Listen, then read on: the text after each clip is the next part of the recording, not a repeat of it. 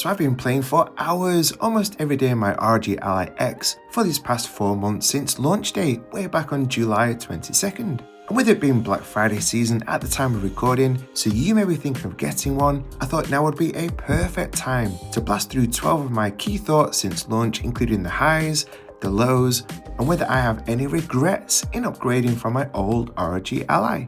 So at one is the fact that we're still getting really great updates from Asus, such as the recent Army Crates 1.5.20 update I covered in this vid, which enhanced joystick calibration, made switching between control modes much faster and smoother, along with general bug fixes. And with the standout feature being Army Crate is so much faster to load, and also the fact that we can now turn off the startup animation for added quickness. Great job, Asus! Key area 2 is that I've just so appreciated this new carousel mode to launch our games inside Army Crate these past 4 months.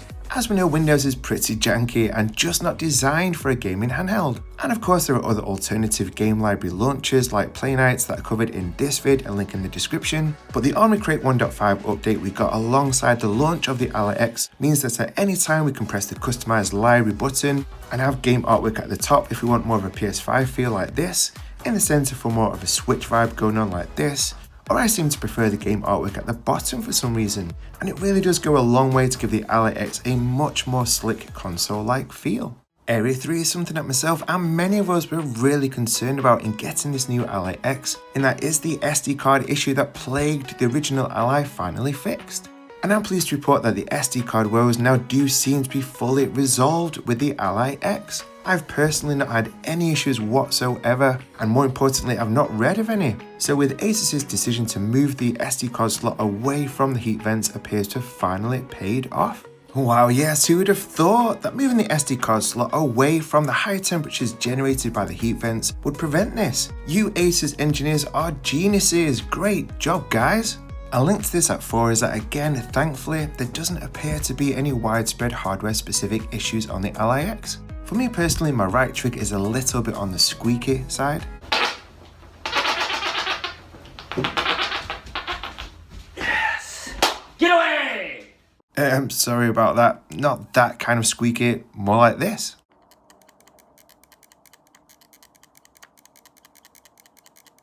I don't really notice it, it's not enough to bother me at all really, but let us know in the comments if you've had any hardware issues with your Ally X or is yours completely perfect. Key area 5 is linked to the Ally X's hardware, and that is Asus's RMA slip-ups that were a black cloud over the original Ally, and has it improved at all? Well, as just mentioned, it's massively helped that there doesn't appear to be any widespread Ally X specific hardware woes thankfully. It does seem pretty quiet on the RMA front. However, one of our most amazing viewers called Jinx has had a horrific RMA issue with his Ally X. Asus tried to charge him £124 for an unrelated issue, and I know this guy is super honest and genuine. It is such a shame to read this. Asus, you have to do better when it comes to your RMA processes.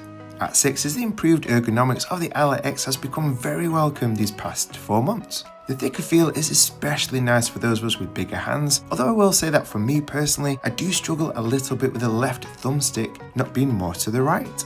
And I think I figured this out why though. Now I play my PS5 and more recently my PS5 Pro also for hours most days, with the DualSense being more to the right, which feels so natural to me. So switching from the DualSense controller to the Ally X, well, my limited brain seems to struggle with this. Key area 7 is that I love the black colour on the Ally X day 1, and 4 months later I still absolutely love it. The Steam Deck OLED, as many of us know, has just launched a white version, and I'll be honest, I'm just not a huge fan, as I love how the black on the Ally X means that even after 4 months, it doesn't look like it's picked up any noticeable dirt or scuffs. Plus I love how the black bezels and the screen blend so well into the black body of the Ally X, unlike the white new Steam Deck. And being in black is particularly great when playing in darker environments. And now let's head into our final 5 key areas.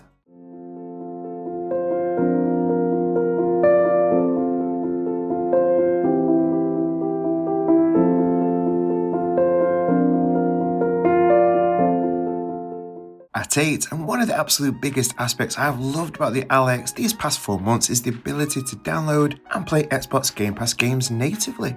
I really do feel that not enough YouTubers mention just how awesome this feature of the Ally X is, especially for someone like me that's been a console gamer and only just come into PC gaming in the past few years, so our Steam libraries are barely existent. So being able to download any of these Game Pass games to heavily bulk out our gaming catalogue is so great, especially with recent heavy hitters like Stalker 2, Flight Sim 2024, and one of the most anticipated games of the year in Indiana Jones and the Great Circle, releasing in just under a week at the time of recording this. Key area 9 that's become very evident over these past 4 months is just what a beast the Ally X is, especially with that extra RAM upgrade over the original Ally that gives us an extra 5 to 10 FPS in games. One example being the fact that we can even run the brand new Flight Sim 2024 at all is just insane on a handheld. Another recent Game Pass game that just feels unreal to play on a handheld, especially if you grew up with the Game Boy in the early 90s like me, is of course Black Ops 6. Playing this at 80 FPS is just mind-blowing, and I've done a full setup guide on this, link in description.